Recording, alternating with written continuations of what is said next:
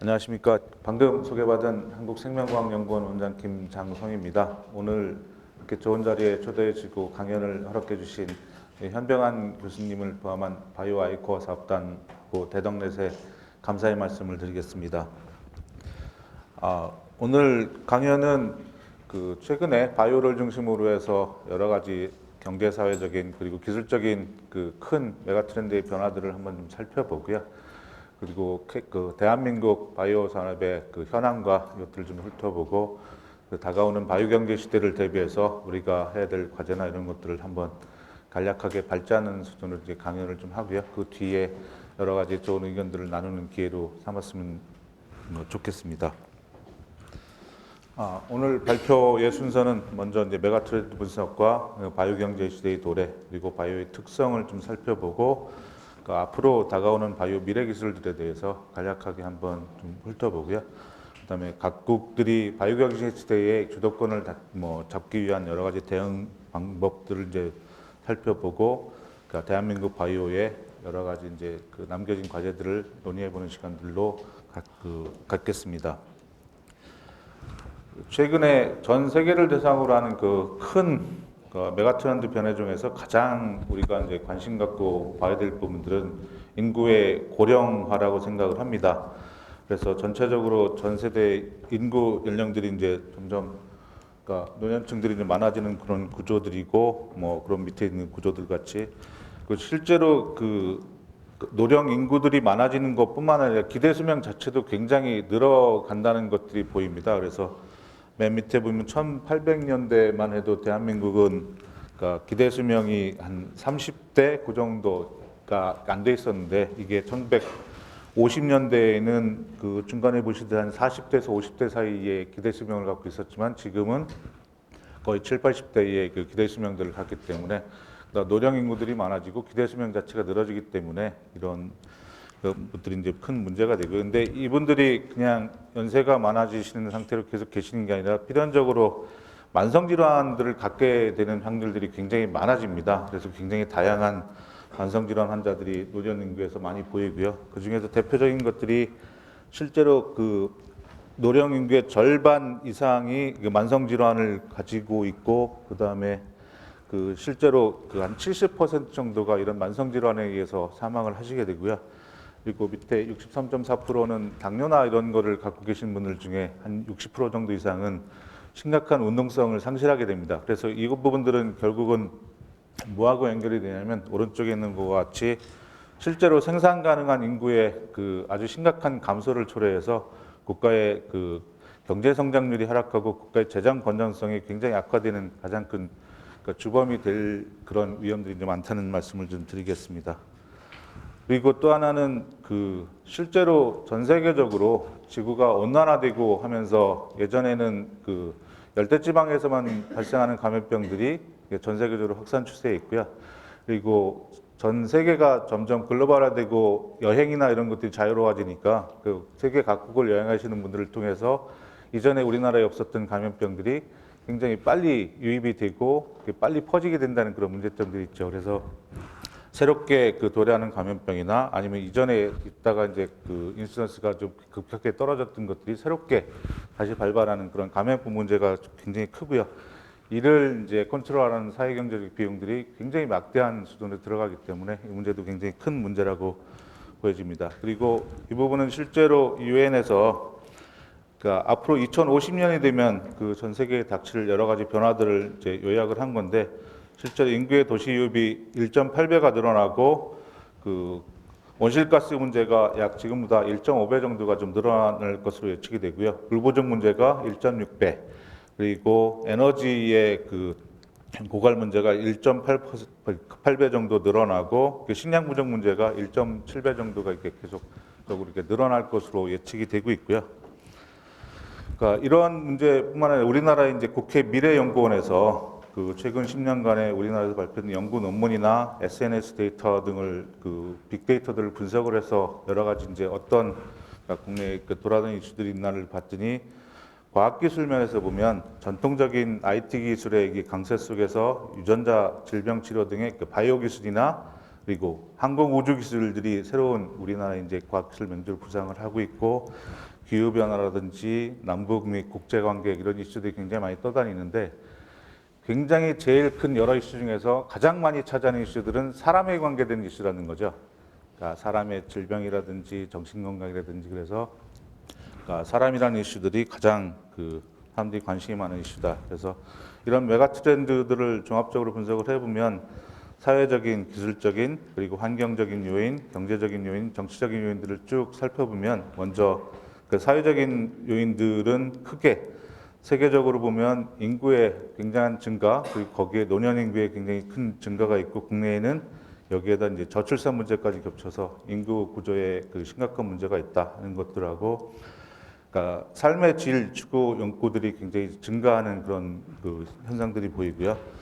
그다음에 실제로 이렇게 기술적인 면들을 보면 혁신 기술들이 기술적으로 발전을 하고 각 기술 간의 융복합화나 아니면 오픈 이노베이션들이 계속 가속화되는 그런 니드들이 이렇게 커진다 하는 것들, 그리고 경제적으로 보면 그 선진국보다 이게 신흥국들의 성장이 두드러지고 경제의 글로벌화가 굉장히 심화되는 양상을 보이고 있다 하는 면들이 보이고 있고요. 환경적인 면에서는 에너지나 자원들의 부족이 점점 심화될 거다. 그리고 기후 변화나 환경 문제가 굉장히 심화돼서 이에 대한 대책들이 시급하게 요구된다 하는 면들, 그리고 정치적으로 보면 전 세계적으로, 그리고 우리나라도 테러 위협들이 굉장히 증대가 되고 점점 갖고 있는 자원들이 무기화돼서 자원 전쟁이나 이런 것들이 좀 일어날 그런 트렌드가 보인다 하는 것들이고요. 그래서 이런 것들이 이제 지속적으로, 그러니까 인류가 당면한 여러 가지 건강이라든지 기후 변화, 식량, 그리고 자원 고갈 등의 여러 가지 문제들을 지속적으로 논의를 하면서 유엔에서는 2030 아젠다라는 것들을 채택을 해서 건강의 증진이나 자원 보호, 환경 보전 등의 지속 가능한 개발 목표들을 17개를 선정을 했는데요. 그러니까 왼쪽 위에 그림에서 보시듯이 그 중에서 11개가 바이오 분야에서 달성 가능한 목표들을 이렇게 제시를 하고 있고요. 그리고 실제로 지구 온난화에 대응하기 위해서 우리가 이제 파리 협정들을 채택을 하고 온실가스 감축에 굉장히 많은 노력들을 해야 되는데, 이 분야도 바이오가 굉장히 많은 부분들을 이제 컨트리뷰션 할 분야라고 보이고요. 그리고 경제 자체의 패러다임이 세계 경제 포럼에서 그러니까 국가 경쟁력의 향상이라든지 지속 가능한 경제 성장, 그리고 신규 고용 창출들을 목표로 해서 기존의 리니어한 선형 경제에서 자원의 재생을 포함하는 순환 경제 시스템을 새로운 경제 성장 전략의 하나로 이제 채택을 하게 되면서, 이 이야기를 좀 쉽게 풀어서 말씀드리면, 예전에 팜오일 같은 걸 만드는 공장이 있다고 생각을 하면 팜나무 부산물들을 짜내서 팜오일을 만들면 나머지들은 다 그냥 버리는 쓰레기였는데, 이런 것들을 이용해서 다시 바이오 에탄올을 만들든지 하는 대로 다시 자원의 재생들을 이렇게 쓰면서 거기에 필요한 인력이나 아니면 공장이나 이런 것들이 다시 투자가 돼야 되기 때문에 경제의 규모나 이런 것들이 급격하게 커질 수 있는 가능성이 있다는 얘기죠. 그래서 이러한 여러 가지 이제 트렌드의 변화들이 실제 사회를 바이오를 중심으로 하는 그런 경제 체제로 이렇게 바꾸는 그런 여러 가지 핵심 동력이 될 거다 하는 예상들을 하고 있습니다. 그래서 기존에는 생물학이라든지 화학이라든지 물리학 같은 것들이 각각의 디스플린들이 독립적으로 존재를 하다가 이것들 간에 약간의 이제 겹치는 부분들을 통해서 우리가 분자생물학이나 분자유전학이라는 학문 간의 일부 융합들이 일어났었고요. 그런 것들을 바탕으로 PCR이라든지 리커미넌트 테크놀로지 같은 기술들의 발전이 이루어지면서 그것들을 바탕으로 우리가 말하는 생명공학이라는 것들이 탄생을 하였고요. 이것들을 바탕으로 이제 크게 우리가 바이오를 구분하는 레드, 화이트, 그린 바이오와 그리고 융합을 바탕으로 하는 골드 바이오라는 것들이 생겨나는 식으로 이제 사회의 기술이나 산업들이 발전을 해왔는데, 실제로는 현재 벌어지고 있는 여러 가지 글로벌 난제라고 할 수 있는 건강 문제라든지 식량, 환경, 에너지 문제들이 이전보다는 굉장히 좀 다양해지는 그런 경향들을 보이고 서로가 굉장히 많이 연결들을 보이고 있기 때문에 기존의 학문이나 아니면 이런 것들로는 많은 부분들을 해결할 수 없다는 그런 인식들의 바탕을 두고 생물학이나 이런 부분들이 물리학이라든지 컴퓨터과학, 수리학 이런 것들과 굉장히 융합들을 통해서 그러니까 사회의 여러 가지 글로벌 난제들에 보다 깊은 이해들을 이제 추구를 하고 많은 문제를 해결할 수 있다 하는 새로운 개념들이 나오고 이것들을 우리가 뉴바이올로지라고 이제 명명을 하고 그렇게 발전을 해오고 있는 트렌드가 보입니다. 이 모든 것들이 합쳐져서 결국은 OECD에서 그 예측한 것처럼 2030년경이 되면 바이오 기술들이 굉장히 다른 기술들과 융합들을 계속 거듭하면서 글로벌 경제에 대규모의 변혁들을 가져오는 바이오 경제 시대가 도래할 것이다 하는 예측들이 나오고 있고요. 이런 바이오 경제 시대에는 약 1.6조 달러의 그 거대한 바이오 시장들이 열릴 것으로 예측이 되고 있습니다. 이런 그 경제적인 그런 성장뿐만 아니라 그 왼쪽 밑에서 보시는 것처럼 세계 경제 포럼에서는 이 세기를 바이올로지컬 센츄리라고 규정을 하고 있고요. 이런 바이오의 세기에는 그 오른쪽에서 보시는 바와 같이 그러니까 7가지의 굉장히 그 큰 변화가 바이오 헬스케어에 있을 거다. 그래서 대표적인 것들을 간단히 소개 말씀드리면 첫 번째는 이제는 그 내가 살고 죽고 하는 것들은 이제 선택의 문제가 될 수도 있다는 얘기를 하는 거죠. 그러니까 그 기대 수명이나 이것들이 꾸준히 증가를 하면서 이제 그 죽고 사는 문제가 선택의 문제로 될 수 있는 정도로 이제 커질 것이고, 그리고 종래 제약 산업과 같이 바이오텍도 이제는 그 기존의 굴뚝 사업이나 한 포스트를 중심으로 하는 그런 기존의 사업 체계에서 전 세계에서 이제 분산 개발되는 형태로 뭔가 좀 굉장히 다른 여러 가지 변화들이 있을 것이다. 그리고 우리 몸과 질병과의 관계가 좀 많은 부분 바뀔 것이라는 예측들이 나오는데, 그것들은 기존에 무슨 병에 걸렸을 때 우리가 약물들을 먹어서 그것들을 일부 치료하는 게 아니라 우리 몸 스스로가 병에 걸리지 않게 하는, 또 병에 대한 저항성이나 스스로 치료하는 그런 형태의 약물들이나 이것들이 지금 점점 개발이 가속화될 것이다 하는 것들이고요. 그 다음에 그러니까 미래의 의약품의 개발들은 큰 그런 그 조직이나 기업들이 아니라 굉장히 작지만 민첩하게 여러 가지 아이디어를 기반으로 빠르게 움직일 수 있는 그런 조직들에서 그 많은 개발들이 이루어질 것이다 하는 것들이고요. 백만장자, 억만장자가 아니라 이제 조만장자라는 그런 큰 거대한 부를 가진 사람이 나온다면 그 부분은 바이오 헬스케어 산업에서 나올 것이다 하는 그 예측들을 하고 있습니다. 그리고 점점 약이 이제 그 스마트해져서 정밀의료 기술의 개발과 같이 이제 조금 똘똘해지는 그런 약들이 많이 나와서 치료 효능이나 이것들이 급격하게 이제 상승을 할 거다. 그리고 실제로 그 라이프 사이언스나 이 바이오를 중심으로 해서 타 산업과 융합되는 굉장히 융합이 되면서 새로운 신산업들이 급격하게 많이 만들어질 것이다 하는 예측들을 하고 있습니다. 그래서 OECD가 내린 바이오 경제의 개념은 그렇게 생명과학의 발전으로 신제품의 보급이나 서비스의 향상을 통하여 인류의 편익을 가져다주는 다양한 경제 활동을 포괄한다, 이렇게 정의를 하고 있고요. 미국이나 EU에서도 보시는 바와 같은 그런 정의들을 내리고 있습니다. 근데 이 국민들이나 전 세계에 있는 사람들이 왜 바이오에 이렇게 큰 관심을 갖고 이런 바이오를 중심으로 바이오 경제 시대나 이것들이 돌아올 것이라고 생각을 하는지 같은 그 생각들을 좀 사전 조사한 결과가 있는데, 크게 이런 국민들이나 아니면 그 사람들은 바이오가 그러니까 복지와 성장의 두 마리의 토끼를 한꺼번에 잡을 수 있는 유망한 기술이라고 생각을 한다는 것들을 알게 됐습니다. 크게 보면 왼쪽 편에 있는 것처럼 그러니까 글로벌 난제라고 할 수 있는 질병의 신속 저렴한 진단이나 아니면 치료 방법들을 개발하고 에너지 환경 문제나 식량 자원 문제들을 해결할 수 있는 그 기술들이 이제 바이오 기술들이라고 이제 생각을 하고 있고요. 오른쪽에 있는 것처럼 실제로 바이오 분야는 그 산업별 그 경제 성장률 자체가 IT나 자동차 산업에 비해서 굉장히 2배 이상 높거든요. 그래서 그러니까 현재의 상태가 지속적으로 유지가 된다면 약 2024년 정도에는 우리 전 세계적으로 3대 주력 그 수출 산업이라고 할 수 있는 반도체, 자동차, 화학을 합친 것보다 바이오 산업에서 나오는 그런 그 산업 그 산출물들이 훨씬 더 많을 거라고 전망이 되듯이 굉장히 차세대의 그 국가 성장 동력으로서 바이오가 굉장히 중요한 역할들을 할 것이다 하고 생각을 하고 있는 것으로 파악이 됐습니다. 근데 실제로 이런 바이오 경제들을 어떤 범위까지 우리가 넣어서 논의를 하고 그러니까 국가의 이제 그 논의나 이런 거에 이제 포함을 시킬 거냐 하는 것들은 이 보시는 표에서 보는 것과 같이 첫 번째는 우리가 생각하는 협소한 바이오 경제의 범위를 굉장히 많이 늘어나게 그러니까 포괄적인 범위로 이제 사용한다는 것들을 하고요.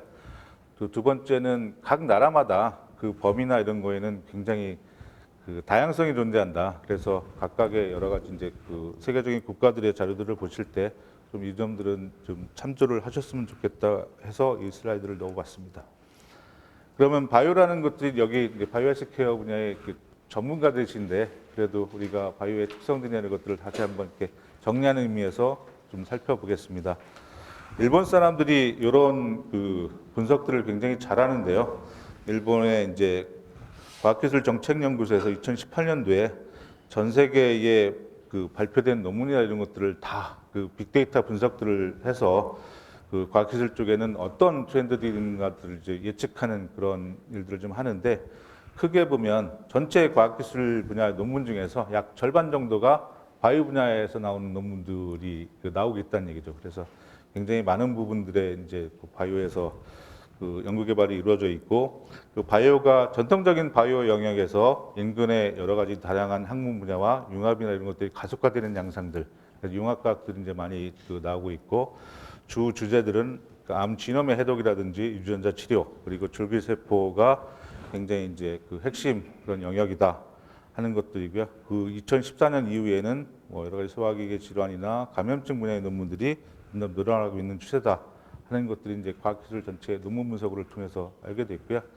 실제로 바이오는 대표적인 과학 비즈니스 분야로서 첫 번째는 승자 독식의 원칙이 가장 잘 적용되는 산업 분야다 하는 것들이죠. 그래서 R&D의 우수한 성과가 곧바로 시장의 성공이라든지 독점적인 지위를 부여하기 때문에 많은 것들을 좀 얻을 수 있는 그런 산업이고 대표적으로 제네텍 같은 경우가 항체 시장을 굉장히 빠른 시기에 제일 먼저 시작을 해서 그 분야를 독식하기 때문에 지금도 바이오 1위 기업의 여러 가지 이제 면모들을 유지를 하고 있고 제약 기업들 중에 20대 기업 그리고 종자 산업 기업의 10대 기업이 글로벌 시장들을 독점하는 그런 독과점의 지위들을 좀 유지를 하고 있다 하는 것들이고 두 번째는 그러니까 핸드폰 같은 경우는 마지막에 그 만들어진 핸드폰 자체가 이제 그 사실은 뭐 상품 가치가 있는 것들인데 그 바이오 쪽은 연구 단계에서부터 그런 것들이 기술 거래가 이루어지는 그런 전방위의 경제 효과들을 창출할 수 있다. 그래서 그 R&D 자체와 그리고 R&D를 도와주는 그 CRO 산업 같은 경우도 독자적인 산업 영역들을 구축하면서 발전해오고 있다 하는 것도 이제 특징 중에 하나고요. 실제로 바이오는 R&D의 집약도가 굉장히 높은 산업입니다. 그래서 신약 개발이라는 것들이 그런 독점적 지위를 주고 굉장히 많은 그 부가가치들을 양산할 수 있지만 실패율 자체가 그 항암제 같은 경우는 임상에 들어가는 항암제 중에 10% 정도밖에 성공을 못하고요. 그래서 높은 실패율과 그리고 10년 이상의 장기간의 회행기간 그리고 신약 하나를 개발하는데 평균 1.3조 정도의 굉장히 막대한 그 투자 비용들 때문에 그 이것들을 이제 성공시키기 위한 그 R&D의 집약도가 굉장히 높아질 수밖에 없는 상황이고요. 그래서 그 세계적으로 대형 제약사들은 그 매출액 대비 R&D 투자가 약 15에서 20% 정도 그리고 이 스타트업들은 R&D에 디펜던트할 수밖에 없기 때문에 약 60% 정도를 R&D에 투자를 하고 있다고 합니다. 그래서 전체 산업 평균으로 보면 R&D 투자가 약 3.8%인데 제약 바이오 같은 경우는 15% 정도가 되고요. 그리고 오른쪽에 있는 표는 10대 그 상위 제약사들의 그 R&D 그 투자 액수를 보는데 약 15에서 한 25% 정도의 그 다양한 높은 투자들을 보이고 있습니다.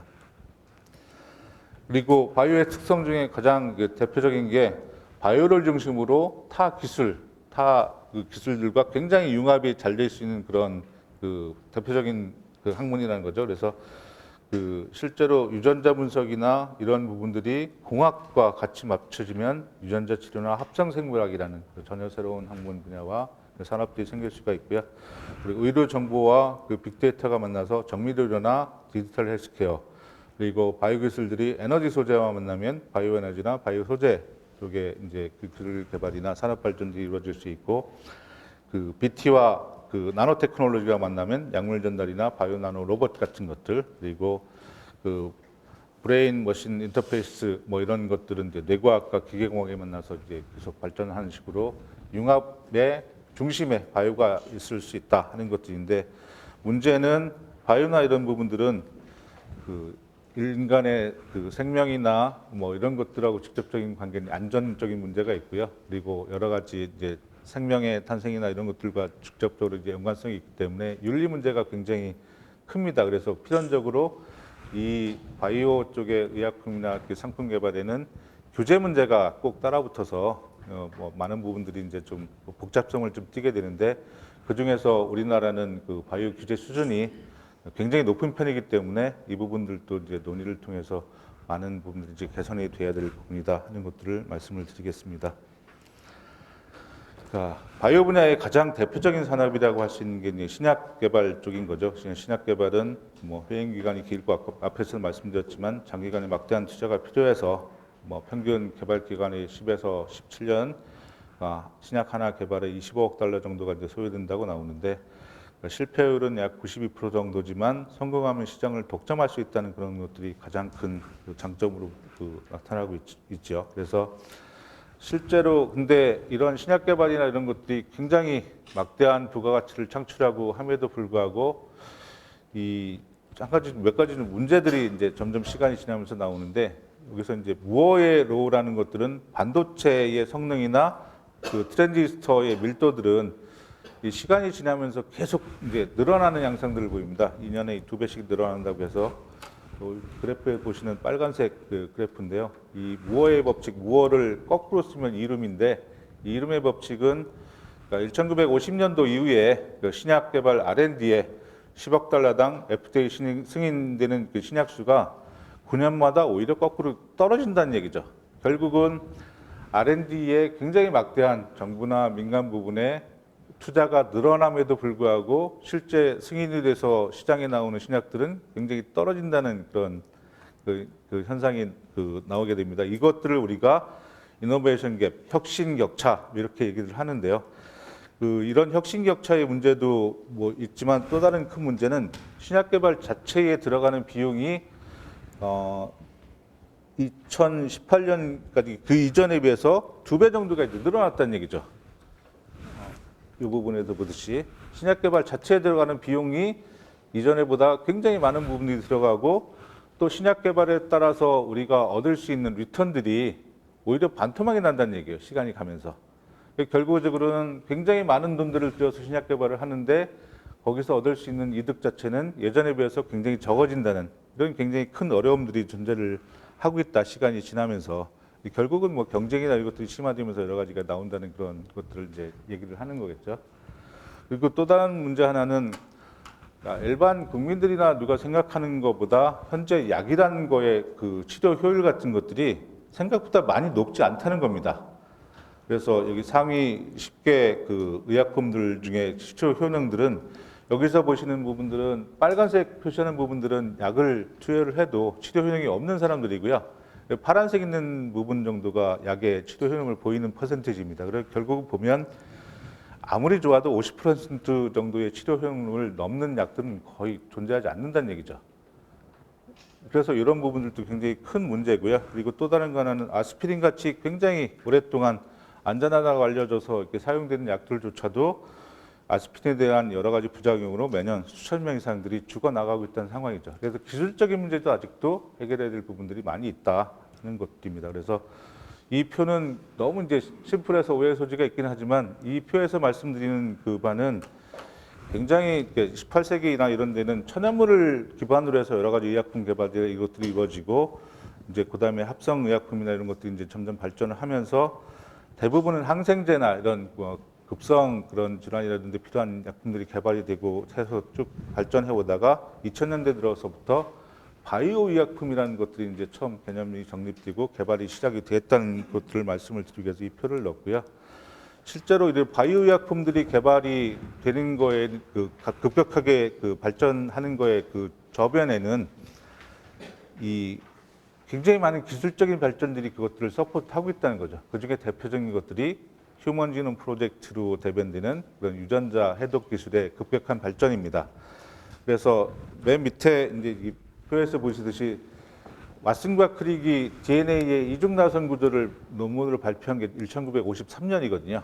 근데 그때부터 시작해서 여러 가지 기술 개발들이 이루어지다가 실제적으로 이제 제일 큰 이정표가 되는 그런 그 사건이 1990년에 시작한 휴먼 지놈 프로젝트입니다. 이 휴먼 지놈 프로젝트가 90년에 시작해서 2003년도에 끝났거든요. 그러니까 13년에 걸쳐서 전체의 인간의 전장 유전자들을 해독하는 그런 기술들을 개발을 했는데, 그 다음에는 이런, 그러니까 전체적인 페이스를 보면 이 휴먼 지놈 프로젝트가 시작하기 전까지는 DNA 구조라든지 하는 컴퓨터를 보면 하드웨어들을 우리가 이해하는 그런 시대였다고 하면, 휴먼 지놈 프로젝트를 통해서 우리가 컴퓨터나 이런 것들을 구동하는 소프트웨어들을 이해했고, 이런 유전자 정보들을 우리가 다양하게 이용할 수 있으면서 이 유전자를 합성해서 우리가 원하는 그런 유전체들을 만들기 시작을 한 거죠. 그게 소프트웨어들을 우리가 제작하기 시작한 시대라는 게 결국은 합성생물학이나 유전자 편집 기술의 급격한 발전을 이제 통한 그 시대라는 것들이고요. 그래서 이 가운데의 표시를 좀 보시면 휴먼 지놈 프로젝트는 약 13년간에 한 사람당 30억 달러, 그러니까 3조 원의 돈들을 투자를 해서 그 인간의 전체 유전자들을 좀 해독을 했는데요. 이게 직접적인 일자리 창출만 5만 3천 개, 그리고 경제적인 그 효과를 보면 약 140배의 경제적인 효과를 이룬 인류 역사상 가장 투자 가치가 좋은 그런 사업이었다고 평가를 되는 그런 사업인 거죠. 근데 결국은 이런 것들이 나중에도 말씀드리겠지만 13년간 3조가 들어간 그런 것들이 지금은 뭐 100만 원, 10만 원 정도의 그런 기술들로 이제 바뀌어갔다는 거죠. 그래서 이런 휴먼 지놈 프로젝트나 이런 것들의 발전이 결국은 연구개발이나 의료의 굉장히 많은 부분들을 좀 바꿔갔는데요. 크게 보면 이 환원주의적인 접근이라는 것들은 예전에는 한 세포면 세포를 구성하는 단백질이라든지 유전자라든지 이런 것들을 각각을 연구를 다 합쳐놓으면 그 세포라는 것도 우리가 알 수 있겠다고 생각하는 그런 접근 방식에서 이제는 각각 세포를 구성하는 모든 것들을 통째로보는 그런 시스템적인 그런 그러니까 통합적인 접근 방법들이 들어오고요. 이전에는 병원에 가면 어떤 증상이 나왔을 때 내가 봤을 때 이건 이렇게 하면 되겠다는 경험 기반 의료에서 지금은 통계적으로 여러 약물들의 이제 통계 기반 데이터들을 기반으로 한 증거 기반 의료가 수행이 되고 있고요. 앞으로는 그 컴퓨터의 알고리즘 기반으로 해서 정밀의료 기술이 개발이 되면서 이전에는 병이 걸려서 치료하는 큐어의 시대에서 앞으로는 병을 그러니까 걸리지 않게 예방하는 케어의 시대로 그러니까 관리하는 케어의 시대로 의료의 패러다임들이 많이 바뀌어가고 있다는 말씀드리고요. 그리고 실제로 우리가 연구개발이나 이런 부분에서 실제로 드럭 디스커버리의 타겟이나 이런 것들이 굉장히 떨어지고 그리고 여러 가지 신기술들이 등장했음에도 불구하고 정작 신약 개발 효과나 이런 것들은 크게 높아지지 않고 굉장히 유전체의 분석 기술들이 많아지면서 유용한 유전자라는 것들은 굉장히 많아지는데 그것들의 기능이나 이런 것들은 많은 부분 또 퀘스처너블하게 남아있고 그리고 암이라는 것들 이런 것들이 대표적인 것처럼 유전자 한두 개 이상이 아니라 굉장히 다양한 팩터들의 종합체로 병이 나오는 것들이면 이게 개개인이 아니면 한 기관이나 한 회사 혼자서 그것들을 감당할 수 있는 문제들이 아니기 때문에 이제는 점점 사일로형 연구 개발에서 개방형 혁신의 연구 개발들이 요구된다 하는 것들을 좀 말씀을 드리고요. 실제로 1998년에서 2012년 동안에 여러 가지 280개 정도의 바이오 제약기업 중에서 실제로 제품 개발에 성공한 그런 의약품들 중에서 독자적인 개발을 하는 것보다 개방형 혁신을 통해서 개발한 의약품들이 훨씬 더 성공률이 높았다 하는 것들을 이제 보여주는 도표가 되겠습니다.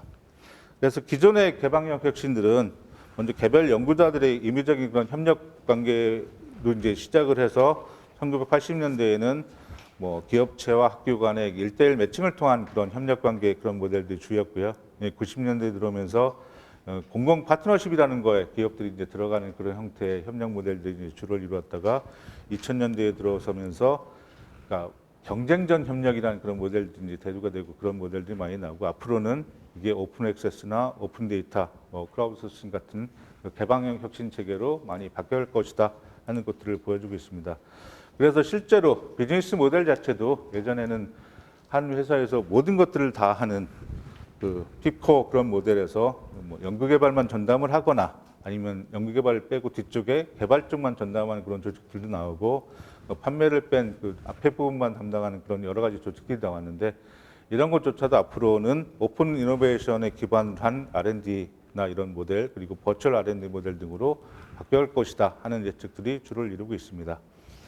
아까 말씀드린 것들은 우리가 이제 이름의 법칙 이런 것들은 2000년대까지는 실제로 R&D 투자에 대비해서 신약 개발 승인 숫자가 굉장히 줄어들었는데 최근에 굉장히 중요한 변화 중에 하나가 주요기의 신약 승인이나 이런 것들이 굉장히 증가하는 부분들이 있는데 그 부분들이 어떤 이런 양상들을 보이고 있습니다. 미국이나 유럽이나 호주나 이런 부분에서 그런 부분들이 이제 좀 늘어나고 있는 것들이 좀 나오는데 그것들을 좀 분석을 해보면 크게 하나는 그동안에 소위 우리가 말하는 중개연구라는 부분들, 그러니까 신약 개발의 성공률을 높이기 위한 중개연구라는 부분들에 각국이나 세계적으로 많은 투자들이 이루어졌기 때문에 그런 부분에 기술적인 진보가 이루어졌고요. 또 다른 하나가 신속 심사 제도나 이런 부분들에 이제 제도적인 개선들이 많이 이루어졌다는 것들을 반증을 하고 있습니다.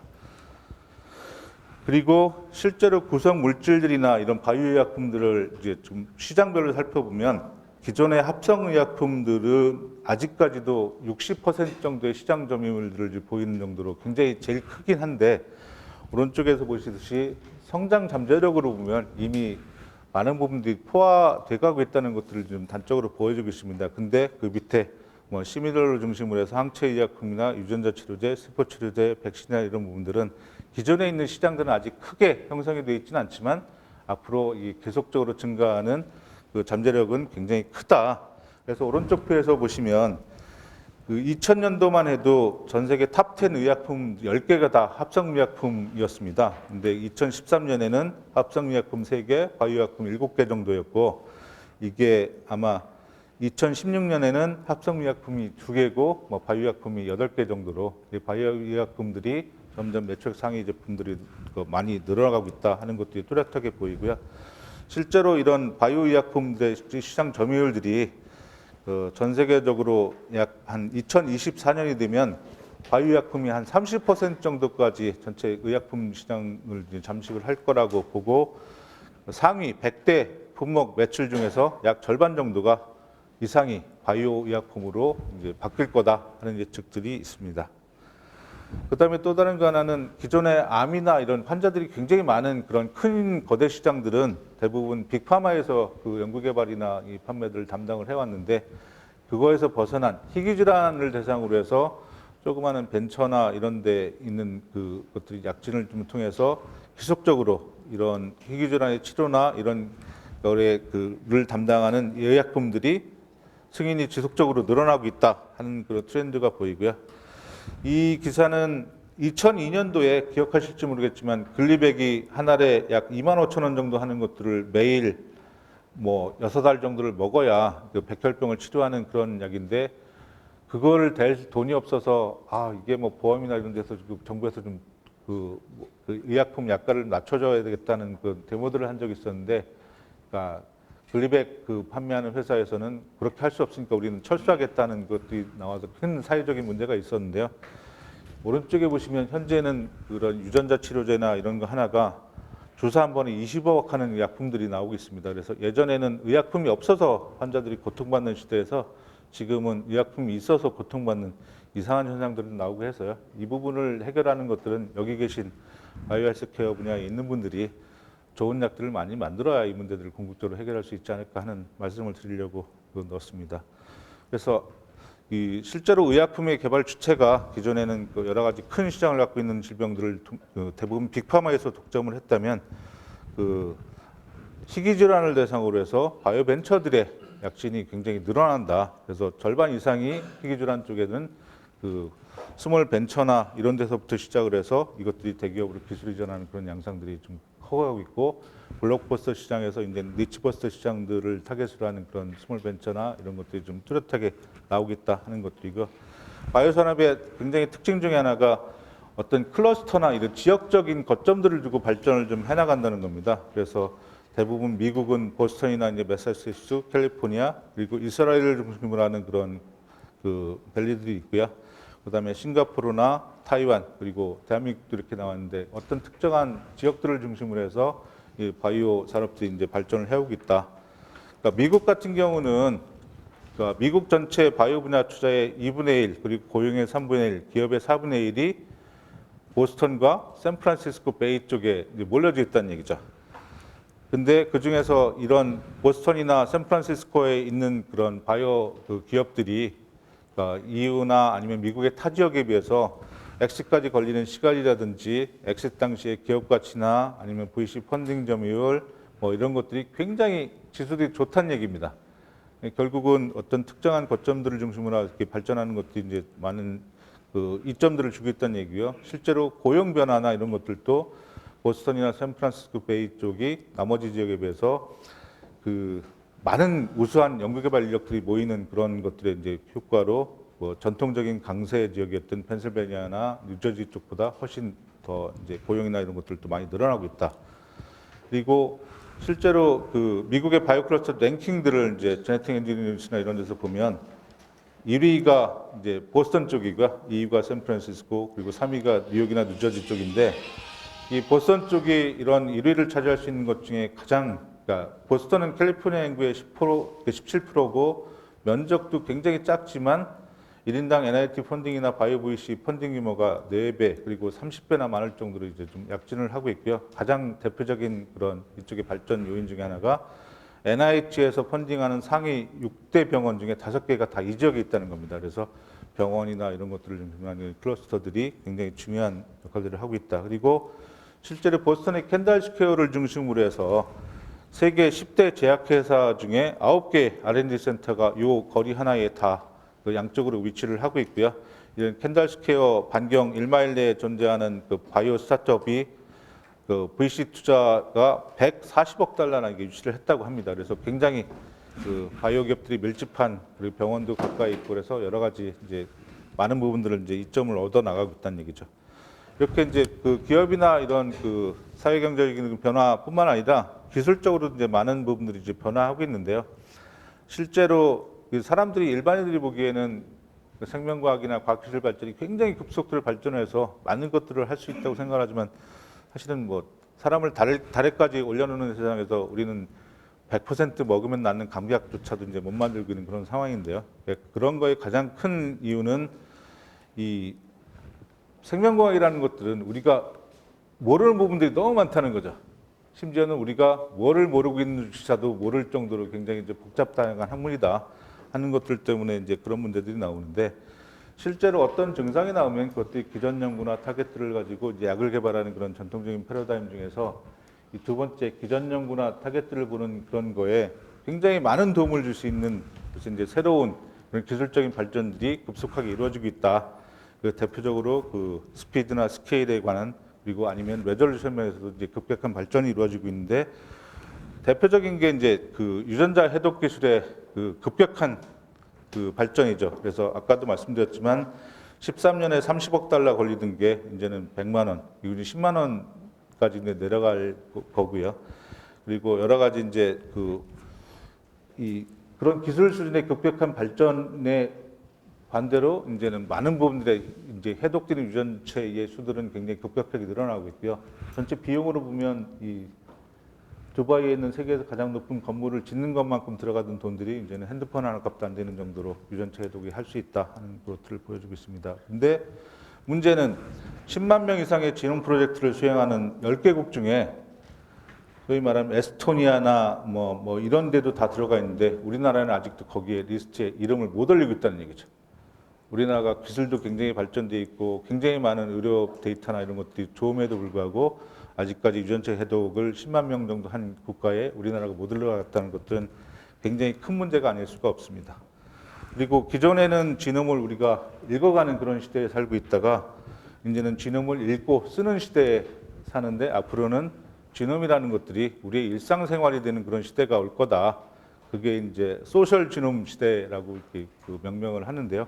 이런 시대에는 모두 홀지놈 시퀀싱이 기존의 이제 유전자 패널들을 이용한 그런 그 진단법들을 많이 대체를 할 거고 임상과 통합이 되고 모든 신생아들이 홀지놈 시퀀싱을 통해서 유전자 이런 것들을 분석을 하고 그 데이터를 바탕으로 앞으로 이론이나 이런 것들 혜택을 받고요. 실제로는 뭐 보험이나 소개팅 같은 경우에도 이런 유전자형을 예치해서 해준다는 것까지 이제 좀 예측이 되고 있습니다. 레졸루션 면에서 보면 기존에는 어떤 조직이나 이런 것들을 통으로 보고 그것들을 연구하는 그런 연구 방법들이 대세를 이루어 있었는데요. 뭐 암 같은 경우도 보면 암 조직의 거의 80%는 암세포가 아닌데 우리는 그것들을 갈아서 뭐 여러 가지 연구들을 해오던 시대에서 지금은 암이나 이런 조직을 구성하는 각각의 세포 단위에서 유전체라든지 단백질이라든지 하는 것들을 다 연구하시는 그런 기술들이 발전되고 있고, 이것들은 세계 경제 포럼에서 앞으로 이제 미래의 유망한 그런 큰 기술 중에 하나로 이제 예측이 되고 있고, 지금 전 세계적으로 MIT나 브로드, 하버드, 캠브리지 같은 데서 일종의 이제 전 세계적인 그런 컨소시엄들을 이용해서 이 기술 개발들을 해나가고 있는데, 우리나라는 아직도 그런 컨소시엄에 적극적으로 참가를 못 하고 있는 거죠. 그래서 앞으로 미래에 굉장히 유망한 그런 기술의 국제 컨소시엄 같은 거에 우리나라도 기술적으로 빨리 참가를 해서 그런 기술 개발 발전 그 전쟁에서 좀 떨어지면 안 되겠다 하는 말씀을 드리고요. 그리고 또 다른 거 하나가 AI라는 게 이제 바이오 연구와 산업이 굉장히 많이 들어와서 굉장히 신약 개발이나 이런 것들의 패러다임이나 속도나 그 기간 같은 것들을 많은 부분들을 이제 개선을 해줄 거다. 그리고 우리가 전통적으로 알고 있는 뭐 구글이나 아마존, 애플 같은 전통적인 IO 그런 그 산업체들이 바이오 쪽으로 점점 들어온다는 얘기죠. 그런 IT 기반을 가지고 그런 변화들이 좀 있을 거고, 그래서 실제로 보면 그러니까 19세기 중반에는 물리나 화학에 기초한 생리학이나 근대 의학들이 이제 생겨나서 발전이 되고, 세계대전 그 후에 분자생물학이라는 것들이 만들어지고 결국은 이게 유전공학이나 유전자 의학 쪽으로 발전을 해왔고요. 1980년대를 기점으로 해서 우리가 말하는 에비던스 베이스드 메디신, 증거 기반 의학이라는 것들이 이제 점점 발전을 태생을 해서 발전을 해왔고, 2000년대 지나고 나서 뭐 넥스트 제너레이션 시퀀싱이나 뭐 이런 시스템 생물학, 합성 생물학 기술들이 이제 점점 태동을 해서 발전을 해오는 양상이고요. 기술의 그 밑에 이 부분을 보면 예전에는 그 단일 분자나 이런 수준에서 연구들이 되고 있다가 이제는 그것들을 다 통으로 보는, 그리고 예전에는 조직 단위의 아니면 그런 큰 그 연구에서 레졸루션은 단일 세포로 떨어지고 분자나 이런 거에 독자적인 그런 몰레큘들을 연구하는 것들이 이제 통으로 장기 전체로 멀티오믹스로 좀 복잡해지고 깊어지는 그런 기술적인 발전 양상들을 보인다 하는 것들을 좀 보여드리고 있습니다. 기존에는 여러 가지 이제 기술적인 그 진보나 이런 것들이 그 한계가 있어서 왼쪽에 있는 그림처럼 우리가 생명체나 이런 것들을 보는 시각들이 좀 희미했다면, 그러니까 최근에 이제 관련 기술들이 급격하게 발전하면서 우리가 생명체를 이해하거나 하는 것들이 굉장히 좀 클리어해져 간다 하는 것들을 좀 말씀을 드리는데, 결국은 이런 기술들의 발전들은 우리가 전통적으로 생각하는 약이라는 개념들을 좀 많이 바꿔야 되는 게 아닌가 하는 말씀을 드리고 싶어 이 슬라이드를 만들었는데요. 실제로 우리가 이제 뭐 알약을 먹고 아침마다 뭐 당뇨약을 먹듯이 알약을 먹는 그런 개념이 아니라, 이제는 유전자나 이런 거에 이상으로 나오는 질병들은 유전자 자체를 이제 편집하는 그런 유전자 편집의 시대가 올 거고, 그 부분들은 실제 질병 치료나 이런 데뿐만 아니라 여러 가지 새로운 뭐 농업 분야라든지 산업바이오 분야에도 굉장히 확장성이 크고, 그 분야는 산업의 발전들이 급격하게 성장할 거다 하는 것들을 좀 말씀을 드리고요. 두 번째는 줄기세포 치료제나 이런 부분들을 기반으로 해서 우리의 재생 의료 시장들이 굉장히 좀 많이 발전을 할 거다. 그리고 줄기세포도 그냥 그 시장 자체도 굉장히 늘어날 거고요. 원래 줄기세포 연구나 이런 부분들이 주변에 있는 인접 학문들이나 기술과 융합하면서 굉장히 다양하게 뻗어나가면서 발전을 해가고 있다 하는 것들을 보여드리고 있습니다. 그리고 실제로 재생의료 분야의 가장 큰 발전은 제가 생각해도 바이오 3D 프린팅 쪽에서 뭔가 브레이크스루가 나올 것으로 좀 기대를 하고 있는데요. 이 부분은 뭐 세계 경제 포럼이라든지 우리 과기부에서 나오는 미래 융합 이슈 이런 거에 굉장히 우수한 그런 그 위치를 좀 차지를 하고 있는데, 기존에 있는 여러 가지 성체나 이 생체 세포에서 이게 줄기세포를 바탕으로 굉장히 다양한 세포들을 이제 우리가 만들어낼 수 있기 때문에, 이 줄기세포 기술과 바이오 3D 프린팅이 만나면 앞으로 재생의료 시장에 굉장히 획기적인 그런 브레이크스루가 만들어질 것으로 기대를 하고 있습니다. 그 다음에는 그 재생의료 쪽에서 또 하나 급격한 발전이, 화장품 업계 같은 경우는 이미 동물 실험 자체를 못하게 돼 있죠. 그리고 앞으로 신약 개발 이런 부분에서도 이제 동물 실험 자체가 많은 부분 규제가 될 것이기 때문에 그것들을 대체하기 위한 오가노이드 기술들이 굉장히 이제 각광을 받고 많은 기술 개발 발전들이 이루어져서 앞으로는 연구에서부터 나중에 개인 맞춤 의약품 개발이라든지 아니면 진단 쪽에까지 그 활용 범위가 굉장히 늘어나는 식으로 좀 발전이 될 거다. 그리고 실제로 유전자 치료제나 이런 것들처럼 우리가 원하는 세포들을 우리가 원하는 기능들을 부여해서 다시 뭐 질병이나 이런 것들을 치료하는 그런 세포들을 우리가 프로그램할 수 있는 그런 기술들이 계속 발전을 할 거다는 것도이고요. 그리고 기존에 우리가 침습적인 조직을 바이옵시하거나 떼내는 그런 진단 아니면 뭐 이런 방법들이 점점 비침습적인 리퀴드 바이옵시나 이런 기술 발전들을 통해서 많은 부분들이 이제 좀 그 발전들이 이루어져 갈 것이다. 그리고 실제로 유전자 편집이나 이런 것들이 뭐 엑스비비 기반으로 우리가 뭔가 생체 밖에서 뭔가 조직하는 것보다도 생체 내에서 유전자 편집이나 이런 것들이 이루어져서 스스로가 이제 병을 치료할 수 있는 그런 기술 개발들이 점점 늘어날 거다. 그리고 또 다른 거 하나는 실제로 우리가 앞으로 이제 유전체를 이해하고 유전체를 우리가 그 새롭게 해독하는 그런 시대에서 유전체를 새롭게 쓰는 시대로 바뀔 거라는 얘기죠. 그래서 디자인 바이올로지라고 표현했는데 결국은 합성 생물학 이야기입니다. 그래서 우리가 그 독서로 말하면 우리는 기존에 계속 책들을 읽어오다가 우리가 책을 집필하기 시작을 한 거죠. 그래서 그런 부분에 그 여러 가지 기술 개발 발전들이 좀 눈부시다. 그리고 거기에 세계 최초로 우리가 인공적으로 합성한 유전체를 가지고 생명체들을 만드는 그런 단계까지 와 있고요. 그래서 실제로 이 부분은 바이오라는 기술의 그 공학적인 개념들을 만들어서 바이오 산업 자체가 제조업 영역에도 이제 들어갈 수 있는 그런 기반이나 이런 것들을 좀 만들어줬다 하는 부분들이고요.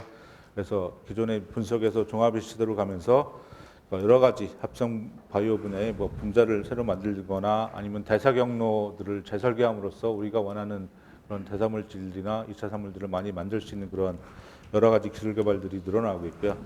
그래서 실제로 신세틱 바이올로지와 인더스트리를 합쳐서 앞으로는 이런 시대가 신더스트리 시대라고 명명을 하고 그런 신더스트리 시대가 이미 와 있는 것 같죠. 그래서 그런 부분들을 가능하기 위해서는 실제로 대량의 전장에 굉장히 긴 DNA들을 합성하는 그런 기술들이 그 바탕이 돼야 되는데 이런 DNA 합성 파운드리 같은 것들이 이제 전 세계적으로 굉장히 많은 부분들이 이제 그 기술계 발전이나 산업체들이 많이 만들어져 있고 지금은 약 이제 주문하면 2주 내에 굉장히 큰 그 DNA 합성품들이 이제 배달이 될 정도로 이제 많은 기술 발전들이 이루어졌다고 하고요.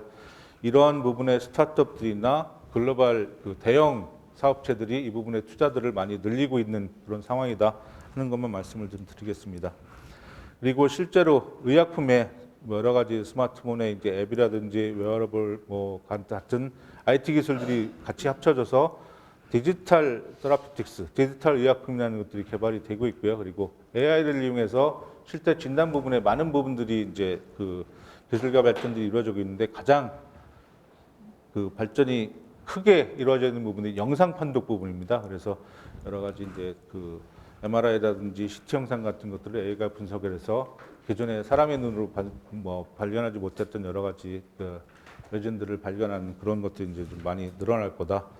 결과적으로 여러 가지 이제 그 국가나 사회를 바치고 있는 연구 기반이라고 할 수 있는 것들 중에 대표적인 게 데이터 같은 것들이겠죠. 그리고 뭐 여러 가지 생물 자원이나 이런 기반 위에서 우리가 기초 생명과학이라는 것들을 이제 쭉 깔고 이렇게 기술 발전들을 연구들을 이제 심하게 심화시켜 왔는데 결국은 이런 연구 결과들이 의약품이나 의료기기의 그 개발 성과로 이루어져서 우리의 의료 사업들을 활성화시키고 국민의 건강 수명을 연장을 하고 뭐 의료 보장 제도의 지속성이나 아니면 책임 있는 연구 혁신들을 이뤄가려면 이 부분에 이제 그 혁신 격차나 이런 것들을 메꿔줄 수 있는 여러 가지 주요 질병의 여러 가지 기술 발전들을 할 수 있는 그런 중개 임상 연구라는 영역들이 좀 강화돼서 이 부분들의 결과가 빨리 올라가야 되겠다. 근데 그런 기술 발전이나 이런 측면뿐만 아니라 이런 것들을 위해서는 이 오른쪽에 보이는 것처럼 윤리라든지 법률적인 문제라든지 경제기술적 평가나 이런 부분들까지 같이 동반해서 가야지 사실 기술 발전 하나만으로는 그것들이 이제 이루어지지를 못할 것 같다 하는 말씀을 좀 드리겠습니다. 바이오 미래 기술이라는 것들을 좀 한번 살펴보겠는데요. 인류를 구한 50대 혁신 기술들을 좀 살펴보면 지금은 이게 기술이라고 할 것도 없죠. 화장실 문제라든지 뭐 파스처라이제이션이라고 할 수 있는 저온 살균, 그리고 수혈, 그리고 물에 염소 처리해서 이제 여러 가지 뭐 미생물들 못 자라게 하는거나 항생제, 뭐 백신, 뭐 이런 것들이 이제 우리 생명들을 가장 많이 구한 그 혁신 기술들인데 앞으로 이런 것들이 오른쪽 아래에 있는 것처럼 로봇을 이용한 수술이라든지 빅데이터, 인공지능, 3D 프린팅, 인공장기, 뇌 매핑 이런 쪽으로 이제 기술들이 점점 크고 복잡해지는 그런 기술들로 이제 바뀌어갈 거다 하는 것들을 보이고요. 딜로이트에서 향후 5년에서 10년 내에 세상을 변화시킬 12대 기술 중에 대표적으로 오른쪽 밑에 있는 것처럼 합성 생물학 기술이나 나노바이오텍 기술, 그리고 디지털 메디신이나 그러니까 지노믹스, 프로테믹스, 그리고 오른쪽 위에 있는 것처럼 원격 의료 기술 같은 것들이 이제 소개가 되고 있고요. 그리고 OECD에서 똑같이 이제 10 내지 15년 내에 경제 사회를 변혁시킬 와해성 기술이라고 하는 것들의 그 생명공학 쪽에는 잘 안 보이시겠지만 그 생명정보학이라든지 그 개인 맞춤형 의료, 줄기세포, 뭐 헬스 모니터링, 그리고 뭐 그런 대부분의 우리가 현재 익히 알고 있는 그런 기술들이 많이 들어와 있고요. EU에서 미래 100대 와해성 기술이라는 것들을 쭉 한번 살펴보시면 식품의 뭐 3D 프린팅이라든지 생분해 가능 센서, 생물 정보학, 바이오플라스틱, 바이오프린팅, 유전자 발현이나 후생 유전학, 유전자 교정, 유전자 치료, 그리고 레버너칩, 마이크로바이옴, 그리고 뭐 정밀농업, 재생의료 뭐 이런 것들이 이제 주로 이룬다고 하고요. 그 다음부터는 세계경제포럼이나 MIT나 우리 생명연의 생명공학 정책연구센터에서 나오는 여러 가지 미래 유망 기술들이 있는데 그것들은 배포해드린 자료를 보시고 한번 쭉 훑어보시는 것도 괜찮을 것 같아서 자료에 넣어봤습니다. 그러면 이런 앞으로 2030년이면 굉장히 큰 시장을 갖고 있는 바이오경제 시대가 도래한다고 하는데 이런 시대에 글로벌 리더십을 갖기 위해서 세계 각국들은 굉장히 이제 국가 차원의 전략들을 발표하면서 이제 대응을 하기 시작을 하는데 대부분 그게 이제 그 OECD의 2009년도에 이런 그 바이오이코노미2 2030 하는 이 전략이 발표되고 나서부터 이제 주로 미국이나 EU를 중심으로 그런 전략들이 이제 발표가 되고 있고요. 대표적으로 미국은 2012년도에 내셔널 바이오이코노미 블루프린트를 채택을 하고 21세기 치료법이라는 것들을 입법을 했고요. 2017년에. 그래서 10년간에 여러분들이 잘 아시는 4개 이니셔티브에 굉장히 막대한 돈들을 투자하죠. 브레인 이니셔티브, 정밀의료 이니셔티브, 캔서 문샷, 그리고 재생의료 쪽에. 그래서 그 내셔널 바이오 디펜스 스트래티지 같은 것도 2018년에 그 투자를 해서 NIH뿐만 아니라 뭐 국방성이라든지 에너지성이라든지 전 국가적으로 이 부분에 굉장히 많은 것들을 이제 투자를 하고 있다. 그래서 백악관이 그 4대 이니셔티브를 주장을 했지만 실제로 수행하고 하는 것들은 NIH라는 것들이고요. 그 외에 달파나 뭐 DOE나 이런 데서는 미생물이나 식물 이용한 세포 공장 설계 및 뭐 물질 생산 그리고 연구재단 같은 경우는 미래 대비 10개의 큰 아이디어를 지원한 그런 사업들을 추진하고 있습니다. 근데 미국에서는 이제 굉장히 재미있는 제도가 하나 있는데 미국 그 USDA 농무부에서 그 연방정부가 바이오의 제품들을 이제 인증을 해주면 그것들을 정부에서 구입하게 해주는 그런 제도가 있습니다. 그래서 민간의 이제 경쟁 체제가 아니라 정부에서 그런 부분들을 서포트를 해서 이런 관련 산업들을 키우는 그런 제도들이 있다 하는 것들을 말씀을 드리고요. EU 같은 경우는 2018년에 뉴 바이오이코노미 스트래티지 포러 서스테이너블 유럽이라는 것들을 이제 채택을 해서 1억 유로를 투자를 했고요. 대표적으로는 호라이즌 2020 그 산업들을 이제 수행을 해서 크게 카테고리가 과학적인 수월성이라든지 산업 리더십 그리고 사회적 도전 과제 등을 이제 중심으로 이제 투자를 하고 있고요. 과학적 수월성 과제는 인간 뇌 프로젝트나 혁신의학 이니셔티브 IMI라고 불리는 그런 것들이 있고요. 사회적 도전 과제는 맞춤 의료, 산업 리더십 과제로는 바이오 신약이나 농업, 산업 소재 개발 등이 있습니다. 일본 같은 경우는 크게 그리고 우리가 이제 아메드라고 알려져 있는 일본 의료연구개발기구를 2015년에 설치를 해서 그 부분을 중심으로 이제 의료 분야에 이제 막대한 연구개발들을 지휘를 하고 있고요. 그리고 내각의 이제 각 부처 산학부가 참여하는 바이오 전략 검토 워킹 그룹들을 설치해서 여러 가지 전략들을 만들어내고 있다. 그래서 아메드의 중점 분야는 의약품 창출이라든지 의료기기 개발, 재생의료, 지놈의료, 뇌 감염병, 난치병 등을 중심으로 수행을 하고 있고요. 경제산업성은 스마트 셀 프로젝트들을 중심으로 이제 추진을 하고 있다. 그리고 중국 같은 경우는 제13차 경제사회 발전 5개년 계획을 채택을 하면서 바이오의학 분야를 국가의 주 성장 동력으로 육성하겠다는 의지를 표시를 하고요. 바이오의학 과학단지를 10개에서 20개 조성을 해서 매출을 각각 1.7조 원을 달성을 하겠다는 계획들도 만들어내고 있고, 천인 계획이나 이런 것들을 통해서 바이오 분야 인력들을 약 7,000명까지 유치를 하겠다. 해외에 있는 인력들을 좀 들여와서 하는 그런 국가적인 여러 가지 큰 이니셔티브들을 만들어내고 있습니다. 그럼 우리나라는 어떤 노력들을 했냐? 우리나라의 바이오를 다 규제하는 최상위법은 생명공학 육성법입니다. 이게 1983년도에 제정이 됐고요.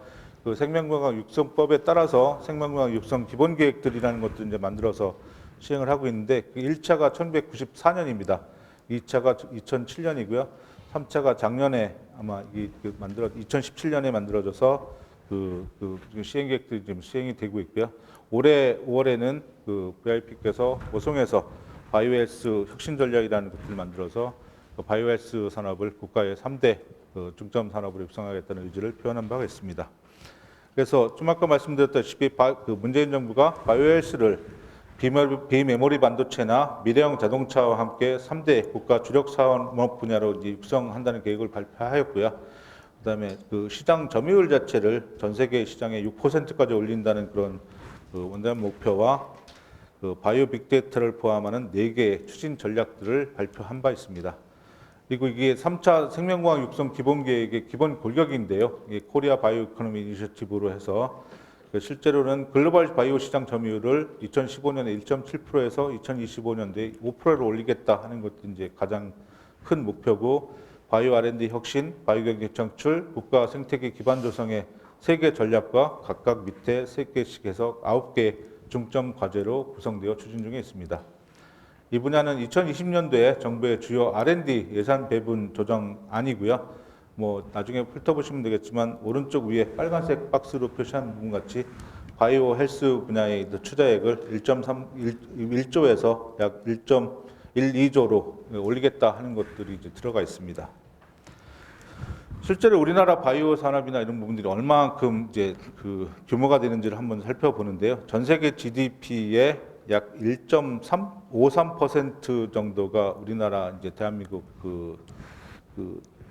GDP고요. 그 중에 ICT 산업은 전 세계 점유율 중에서 우리나라가 일본과 비슷한 9.7% 정도를 담당을 하고 있습니다. 근데 바이오 의약품 시장 점유율을 보면 우리나라는 약 전 세계 시장 점유율의 약 1.2% 정도밖에 안 되는 것으로 나왔고요.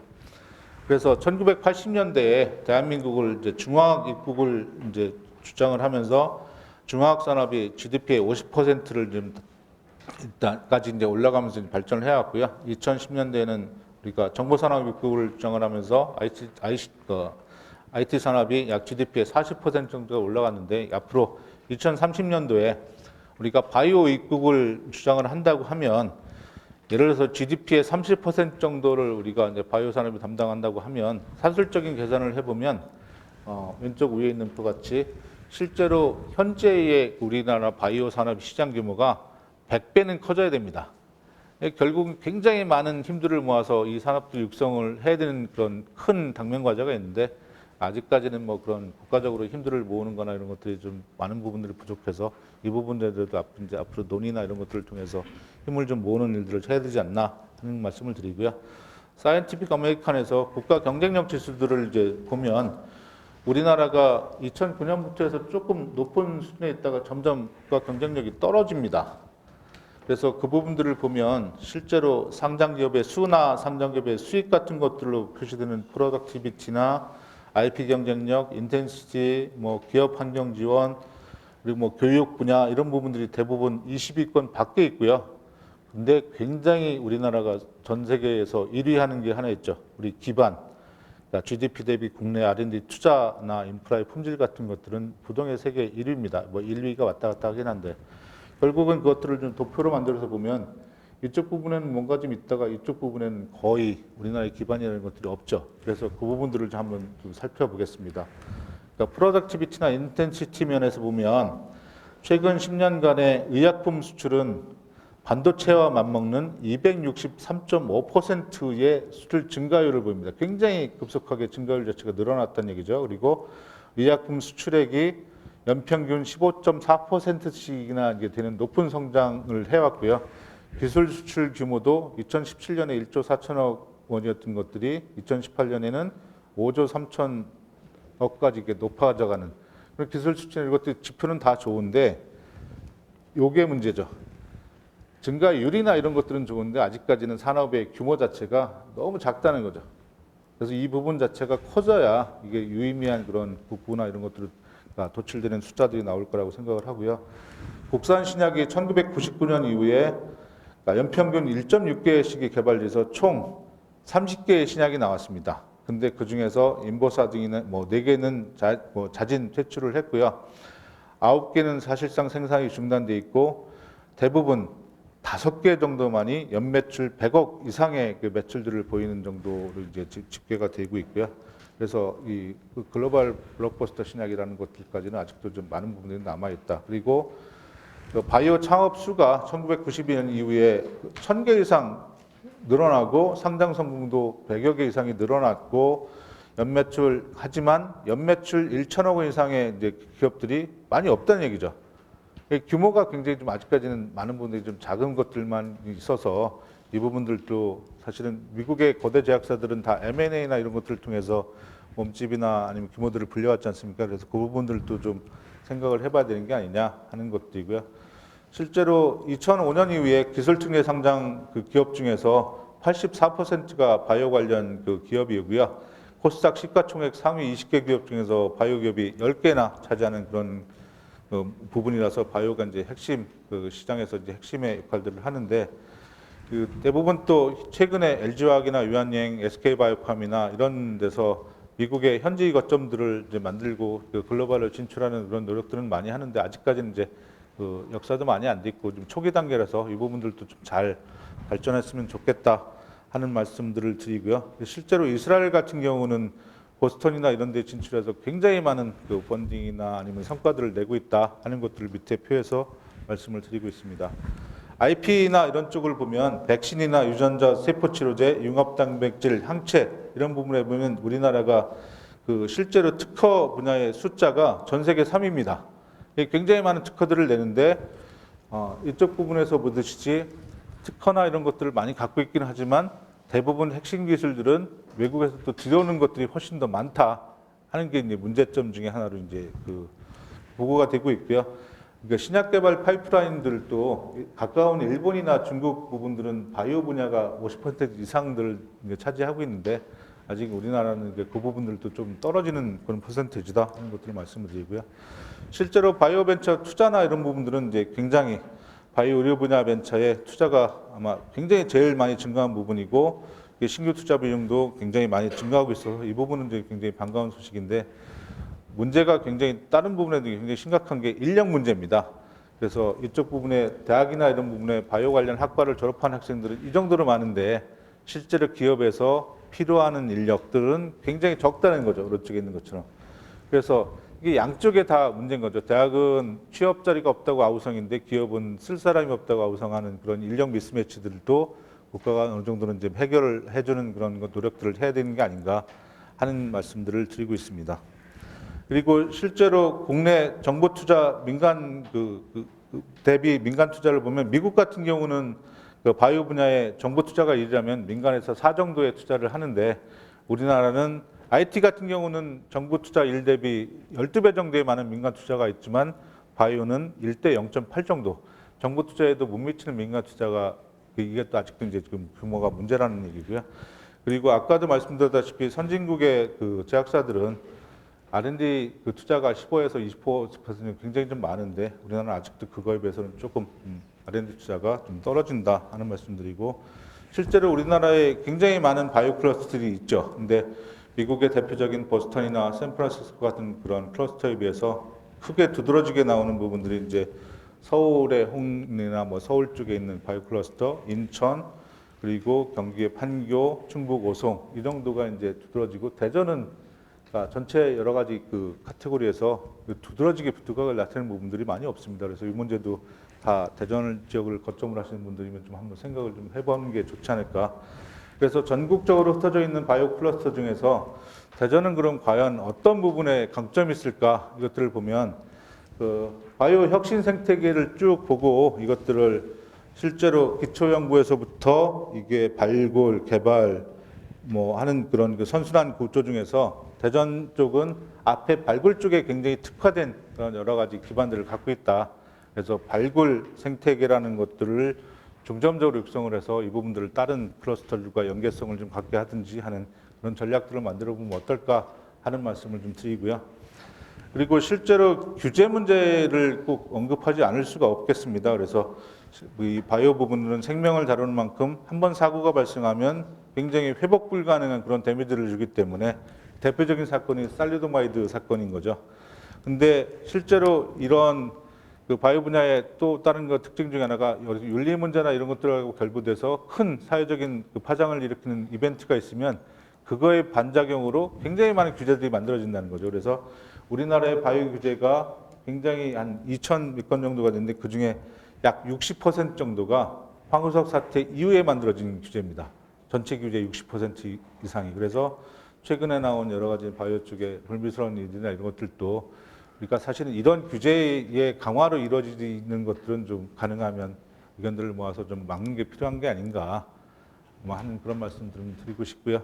실제로 규제는 그 생명에 대한 위협이나 안전 문제 그리고 인간의 존엄이나 개인 정보 보호 등의 인권과 불평등의 문제 그리고 사회적 정의 문제 때문에 꼭 규제라는 것들이 없어서는 안 될 만들어져야 될 필요성들은 있는데 바이오 규제는 뭐 굉장히 생명을 다루기 때문에 굉장히 보수적이라는 특성이 있고요. 두 번째는 각각 기술들이 똑같은 기술이라도 적용하는 게 식물이냐 사람이냐 동물이냐에 따라서 또 굉장히 다른 것처럼 굉장히 각각의 기술 분야마다 다 규제라는 것들이 들어가야 되고 그리고 이 기술적인 문제가 유효성이나 안전성이나 윤리나 보험 재정 여러 가지 사회 스테이크홀더들 간의 관계 때문에 굉장히 복잡해진다 하는 특성들이 있습니다. 대표적으로 개인정보보호법 같은 경우는 일본이나 EU 같은 경우는 대부분은 익명성이나 이것들이 보장되면 다 풀어지는 상황인데 우리나라는 아직도 이제 그 부분이 많이 꽉 막혀 있고요. 그리고 오른쪽에는 원격 의료 같은 경우도 이미 이제 선진국들을 중심으로 일찌감치 이 부분들을 좀 풀어주고 다만 분쟁이 발생했을 때 그 책임 소재나 개인정보 관련 규정들은 좀 강화시키는 그런 방향으로 오고 있었는데 우리나라는 아직까지도 이제 서로 간에 환자와 의료계 간 그리고 뭐 이런 것들이 시민단체의 반대나 의료계의 반대나 이런 것들 때문에 많은 부분들이 좀 안 이루어지고 있잖아요. 그래서 이게 꼭 풀어져야 된다는 얘기를 드리는 게 아니라 이런 부분에 대한 사회적 합의나 이것들을 이루기 위한 노력들이 하루빨리 좀 됐으면 좋겠다 하는 말씀을 드리려고 이 슬라이드를 만들었습니다. 그래서 종합적으로 보면 그러니까 다양한 부처나 산학연 간의 협업이나 연계가 아직까지 우리나라에 많은 부분들이 부족한 게 아니냐 하는 말씀을 드리고요. 그리고 정부 투자는 NIH 예산에 아직까지 우리가 20조 이런 얘기를 하지만 NIH 예산의 뭐 10분의 1 미만으로 이제 바이오 분야에 이제 투자가 되고 있고 글로벌 제약사의 R&D보다도 뭐 정부 투자가 이제 적고 그래서 기업 규모도 영세하고 그래서 이런 R&D 투자 부족들을 메꿀 수 있는 민간 부분의 이제 투자나 이런 것들도 좀 많이 늘려가는 방향들을 좀 논의를 해봤으면 좋겠다 하는 것들이고요. 실제로 우리나라에 아까 뭐 30개의 신약들이 만들어지긴 했지만 아직도 연구 성과들이 사업화가 되는 그런 수준들이 우리의 그 기대나 이거보다는 많은 부분 못 미치기 때문에 그런 부분들을 기술적으로 도와줄 수 있는 중개연구나 이런 부분들도 많이 좀 강화됐으면 좋겠다. 그리고 아까 마지막에 말씀드렸던 인력의 미스매치라든지 규제 문제라든지 이런 것들도 사회적 합의라든지 아니면 정부의 지원들을 통해서 마무리 해결이 됐으면 좋겠다 하는 말씀을 드리겠습니다. 그래서 전체적으로는 이런 바이오 정책 전체나 바이오 산업 전체를 한꺼번에 이제 조정할 수 있는 그 컨트롤 타워라는 것들이 굉장히 역할들이 중요한 시기가 되지 않았나. 그래서 각각의 부처에 이제 따로따로 떨어져 있는 것들을 다 통합해서 할 수 있는 그런 것들도 국가적으로 논의를 좀 해봤으면 좋겠다 하는 말씀을 드리고요.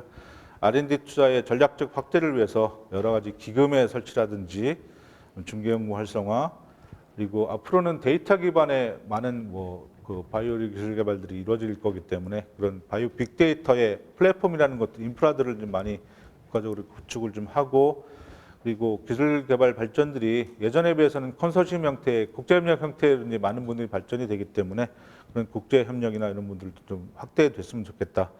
그리고 그러니까 세계적으로 굉장히 선진국이라는 데는 굉장히 크고 연구 능력이라는 것들이 탁월한 그런 큰 국제 연구기관들이 좀 있는데 우리나라에도 뭐 저희 생명연을 말씀 뭐 해주시면 좋겠지만 생명연만을 말씀드린 게 아니라 그런 부분들도 전략적인 관점에서 좀 육성을 할 필요가 있지 않나 하는 생각을 좀 드립니다. 그리고 기업의 그 경쟁력이나 이런 부분들을 제고하기 위해서 민간의 R&D 투자나 이런 것들을 확대하고 유인하고 민관 협력 사업들을 이제 많이 추진을 하고 기업 간의 M&A나 이런 것들도 제도적으로 좀 서포트를 하고 그런 환경들을 만들어주는 논의들도 이루어져야 되지 않나 하는 말씀을 드리겠습니다. 그리고 실제로 이 산업의 발전은 생태계의 구축이 굉장히 좋은 큰 관건인데 아직까지는 기술이 창업으로 이루어지고 성장되고 엑시트하고 재투자되는 선순환의 고리가 많은 부분 이루어지지 않은 거죠. 그래서 아직까지는 이제 고리가 연결이 안 됐기 때문에 그 부분들도 이제 선순환의 고리를 많이 만들자. 그리고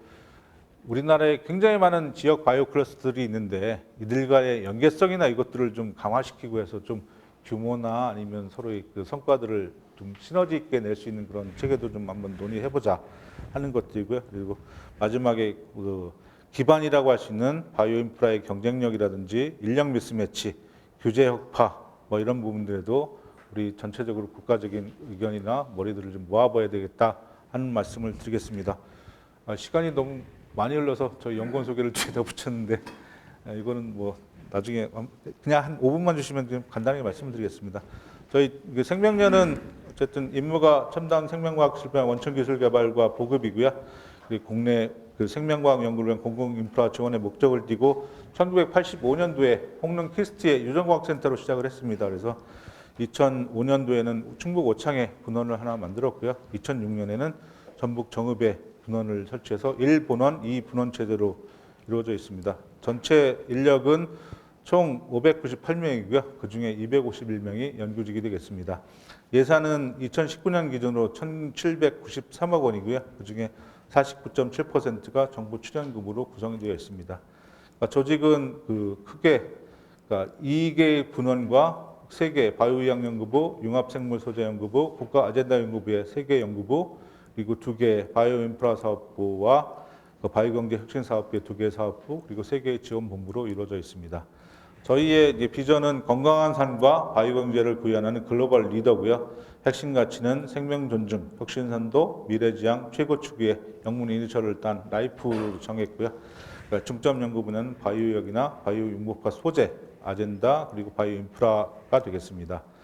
저희가 이제 그 작년하고 올해 우리의 아레나를 정립하는 과정에서 크게 이 4가지 분야, 국민의 건강한 삶을 위한 바이오의학 원천 기술 개발, 그리고 풍요로운 미래를 위한 바이오 융합 소재 개발, 국민 생활 문제 해결을 위한 바이오 핵심 기술 개발, 그리고 바이오 생태계 활성화를 위한 바이오 인프라 선진화의 4개 그 큰 그 목표들을 잡았고요. 그거에 해당하는 그 세부 과제들을 밑에 보시는 바와 같이 잡아서 운영을 하고 있습니다.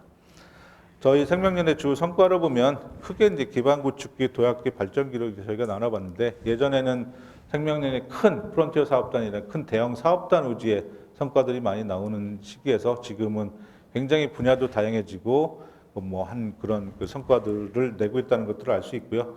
논문은 약 1년에 한 580편, 600편 정도의 논문과 기술 전액 수도 꾸준히 증가해서 연 97억이죠. 하여튼 그 정도의 그 기술들을 하고 있습니다.